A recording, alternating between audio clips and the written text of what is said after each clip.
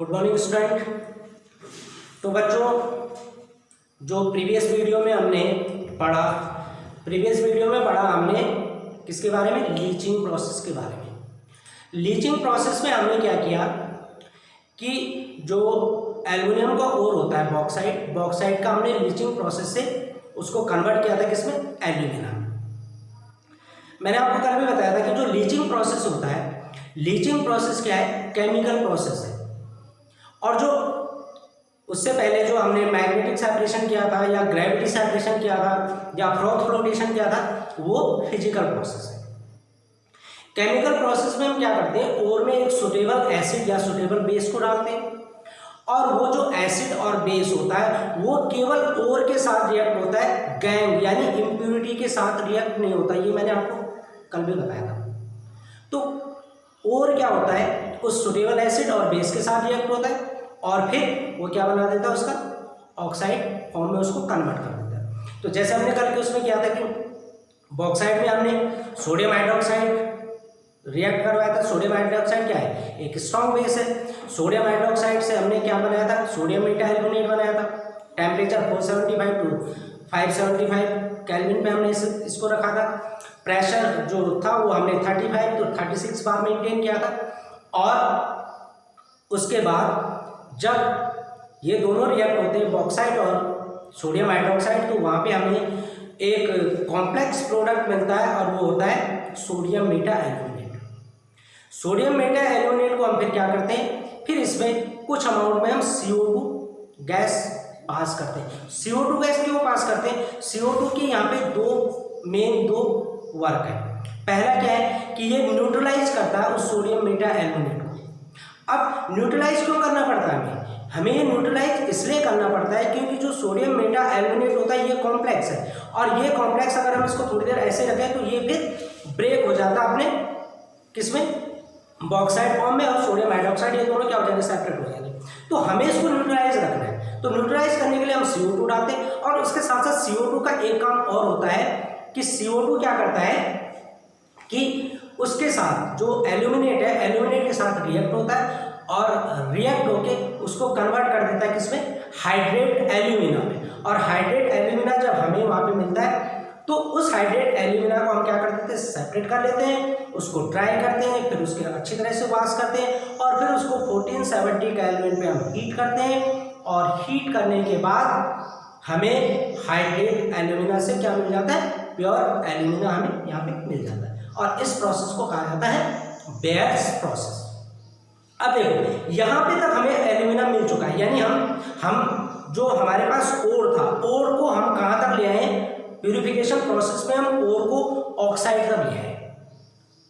ठीक, अब हम इसके बाद क्या करेंगे? इसका आइसोलेशन करेंगे, extraction of crude metal from concentrated ore. तो ये जो ओर हमारे पास ही अभी कंसंट्रेटेड ओर है, अब हम इसको और क्या करेंगे? प्योर करेंगे। तो यहाँ पे जनरली दो प्रोसेस आते हैं जब हम क्या करते हैं? क्रूड मेटल को जब फिर दोबारा से हम इसको और प्यूरिफाई करते हैं, तो यहाँ पे मेनली दो प्रोसेस का यूज करते हैं। सबसे जो पहला प्रोसेस आता है आपका, वो आता है conversion of concentrated ore into its oxide form. सबसे पहले हम क्या करते हैं?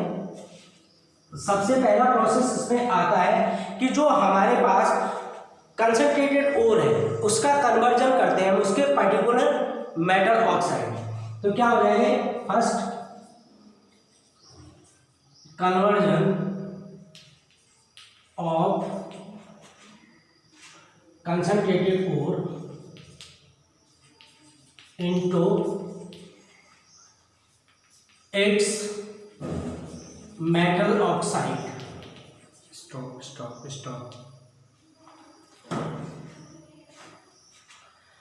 So conversion of concentrated ore into its metal oxide, ये फर्स्ट प्रोसेस होता है।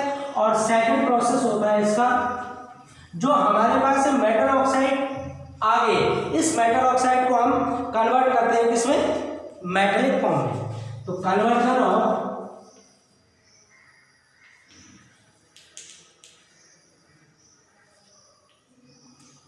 conversion of metal oxide into metal. ये दो प्रोसेस यहाँ पे मेन, ये दो प्रोसेस यहाँ पे अप्लाई होते हैं। पहला प्रोसेस आपका, जो आपके पास क्रूड मेटल ओर है, यानी कंसंट्रेटेड जो आपके पास ओर है, उस कंसंट्रेटेड ओर को आप कन्वर्ट करेंगे उसके मेटल ऑक्साइड में। और यहाँ पे फिर आपके पास दो प्रोसेस आते हैं। तो अगर आप conversion of concentrated ore into its metal oxide करते हैं तो यहाँ पे फिर आपके पास दो प्रोसेस या दो चीजें आती हैं, और वो है आपका, इसको हम दो तरीके से करते हैं। फर्स्ट आपका कैल्सिनेशन एंड सेकंड आता है आपका roasting. Calcination process and roasting process, ये आपके पास यहाँ पे दो प्रोसेस आते हैं। इन प्रोसेस से हम क्या करते हैं कि जो हमारे पास कंसंट्रेटेड ओर है उस ओर को हम कन्वर्ट करते हैं उसके ऑक्साइड। तो सबसे पहले लेते हैं कैल्सिनेशन प्रोसेस। अब देखो कैल्सिनेशन क्या होता है। कैल्सिनेशन में हम क्या करते हैं कि जो हमारे पास ओर होती है, कैल्सिनेशन प्रोसेस,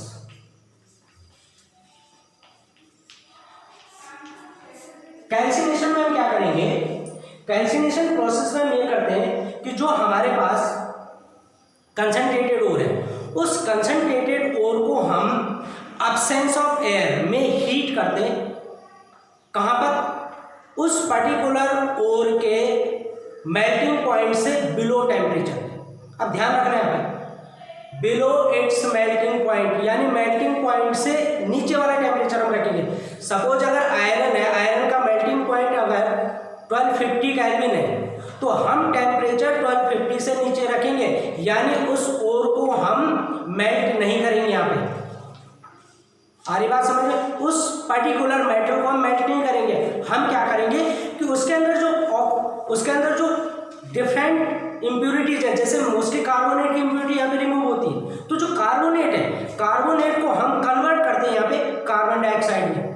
मेटल को हम ऑक्साइड में कन्वर्ट करते हैं, उसके पर्टिकुलर मेटल ऑक्साइड में, और जो कार्बोनेट फॉर्म है उसकी कार्बोनेट फॉर्म कन्वर्ट होती है CO2 में। तो कैल्सिनेशन प्रोसेस में क्या करते हैं? कैल्सिनेशन प्रोसेस में हम उस पर्टिकुलर जो हमारे पास कंसंट्रेटेड ओर है, उस पर्टिकुलर कंसंट्रेटेड ओर को हम हीट करते हैं, और जब हम उसको हीट करते हैं तो वहाँ पे एयर की अब्सेंस बहुत ज़रूरी है।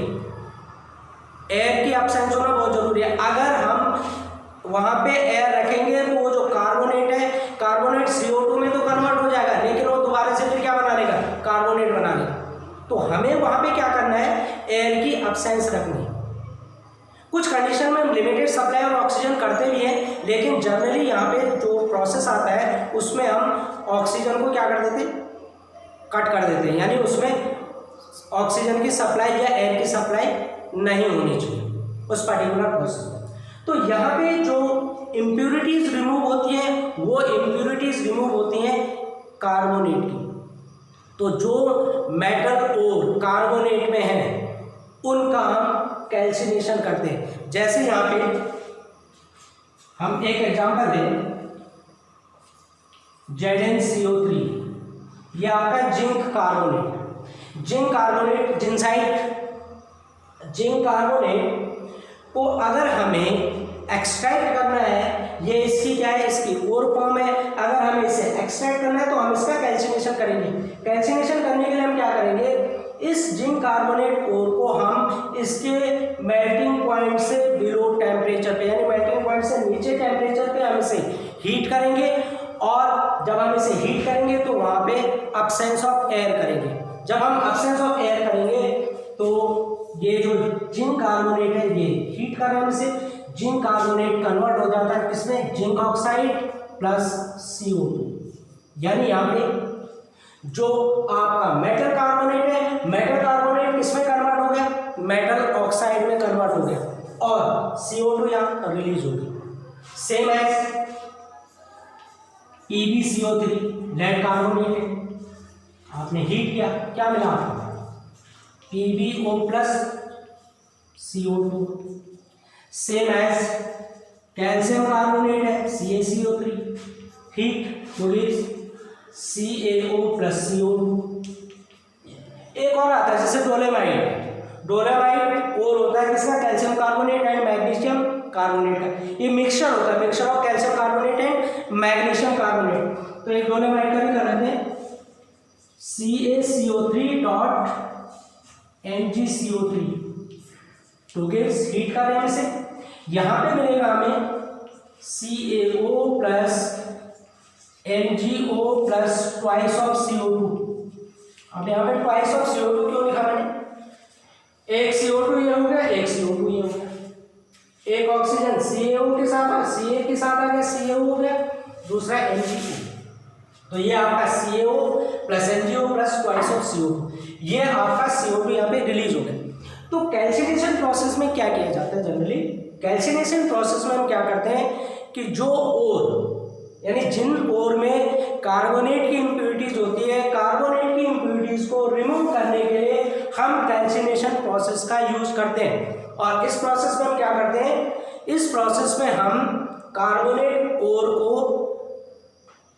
किसमें, कार्बोनेट ओर को हम क्या करते हैं ऑक्सीजन की किसमें, यानी ऑक्सीजन की लिमिटेड सप्लाई में या बिना ऑक्सीजन के हम इसे हीट करते हैं। और जब हम हीट करेंगे तो ये कन्वर्ट हो जाएगा आपके किसमें, ऑक्साइड में, उस पर्टिकुलर मेटल ऑक्साइड में, और कार्बन डाइऑक्साइड आपके यहाँ पे रिलीज होगी। तो ये है आपका कैल्सिनेशन प्रोसेस। दूसरा प्रोसेस आता है, इसी में आपका दूसरा प्रोसेस आता है, वो आता है आपका रोस्टिंग।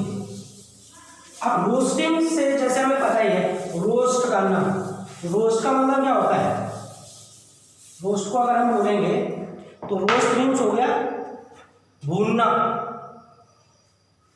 तो रोस्टिंग का मतलब आप लोगों को पता ही है, अच्छी तरह से सुना होगा आप लोगों ने रोस्टिंग। तो अब हम यहाँ पे रोस्टिंग करेंगे।